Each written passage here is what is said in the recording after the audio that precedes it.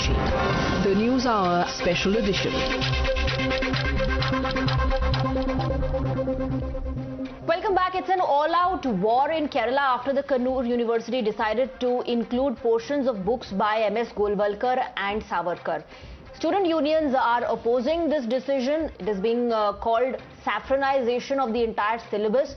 In the meanwhile, Congress leader Shashi Tharoor has said that unless you read about these ideologies, unless you read about Mr. Golvalkar and Savarkar and the ideas that they represent, how can you oppose them? You're watching the News Hour Special Edition, Debate number 2, on Times Now, Super Prime Time.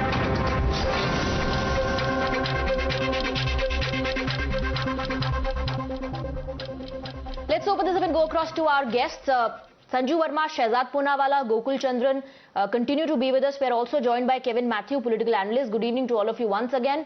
Mr. Chandran, I want to begin with you. Shashi Tharoor has set the record straight. He says if you want to oppose these people, you should first know their ideology. You should first know the ideas that they represent, and only then can you oppose them. He has also said that his friends within the Congress party do not agree with him.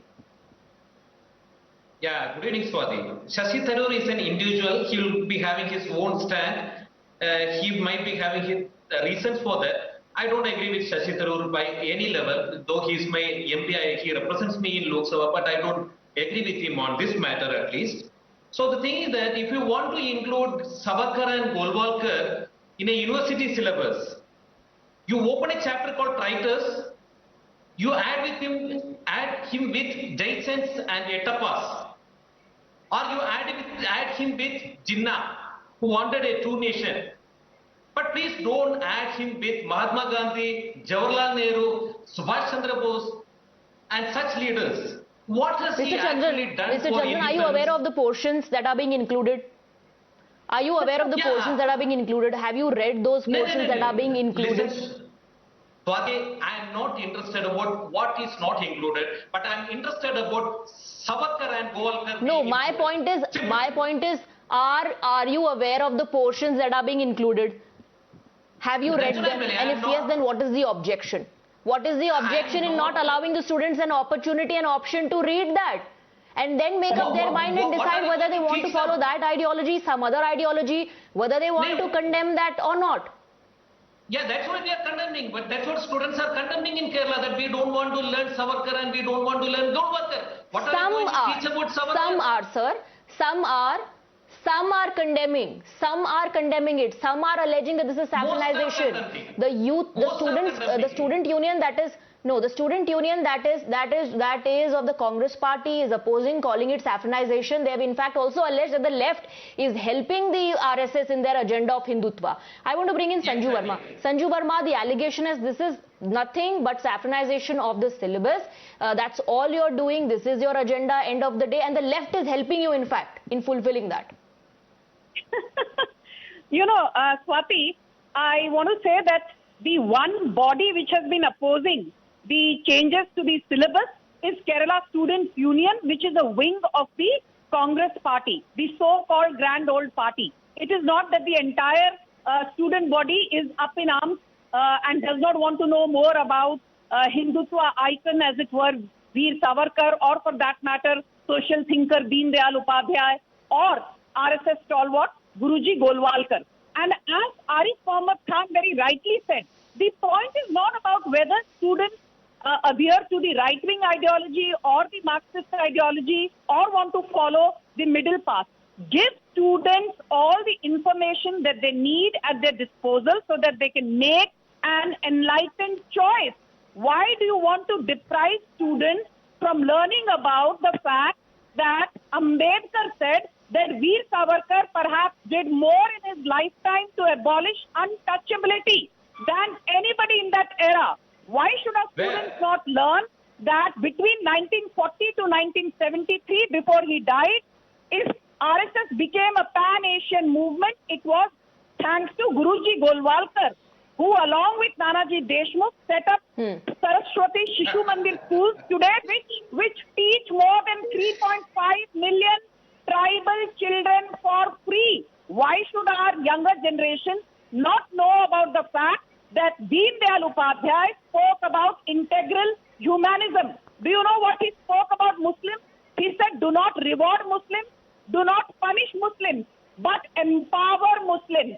Because integral humanism is about empowering everybody, including Muslims.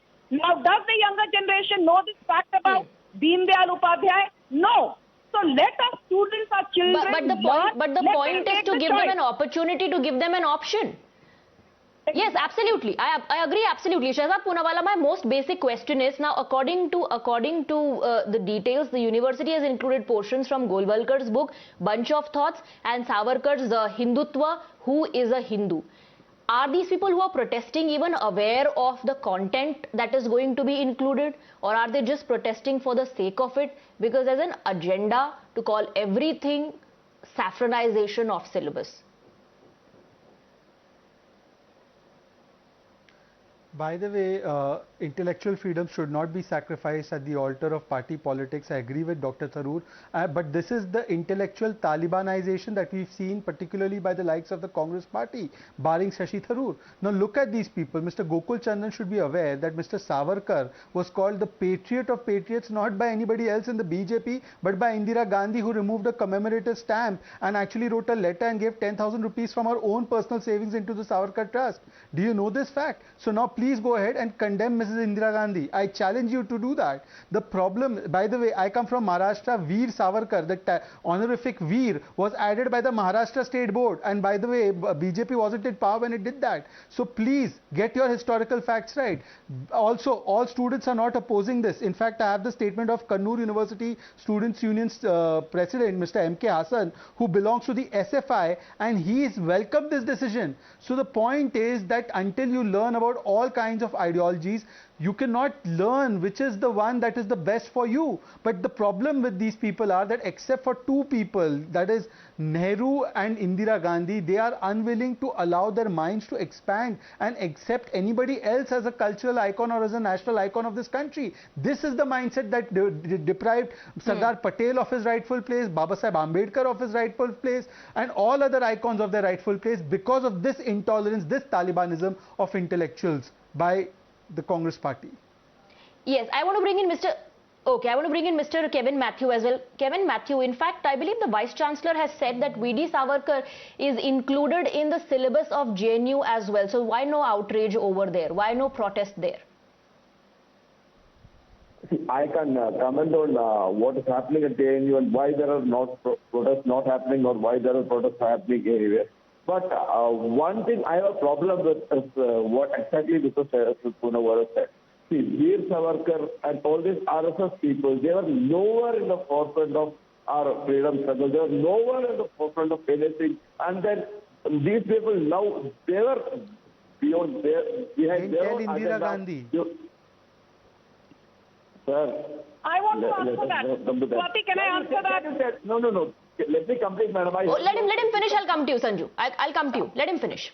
Let Sanju Verma. Let him just finish his point.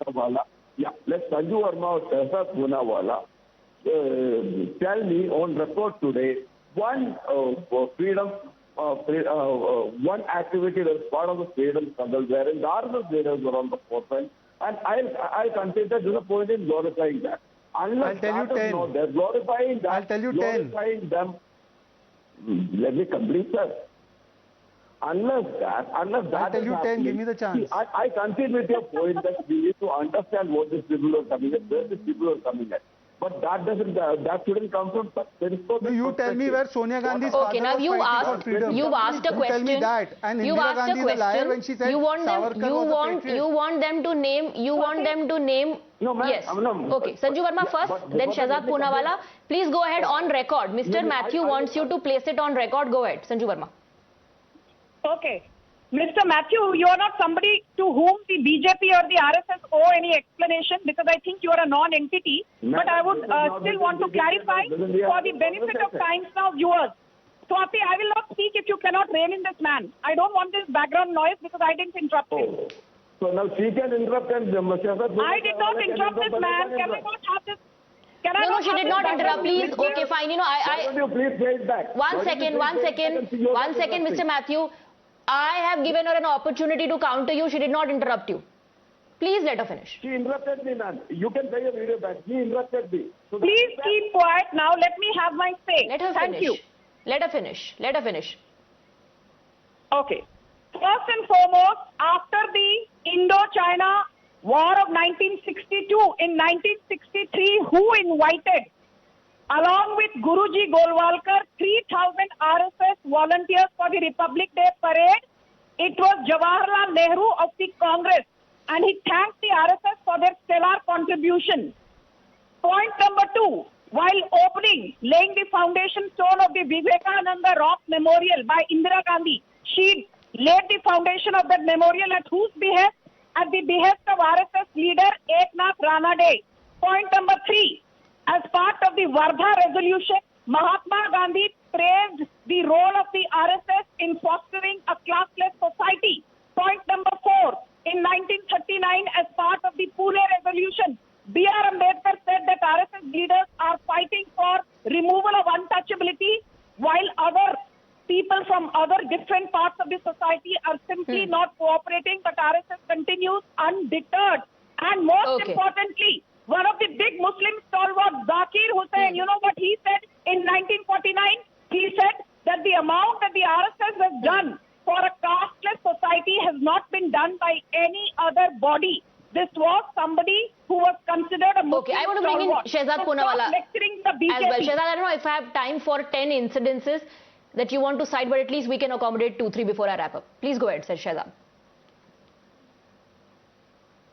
No, I just want to add to the list that Sanju spoken of, that Mr. Gandhi, who had visited the Wardha camp of the RSS, was very impressed by the fact that they had commitment towards untouchability and for their rigorous simplicity and dedication. But I want to ask Mr. Kevin Matthew that since you keep saying that RSS did nothing or Savarkar did nothing, was Indira Gandhi lying when she praised Savarkar for patriotism?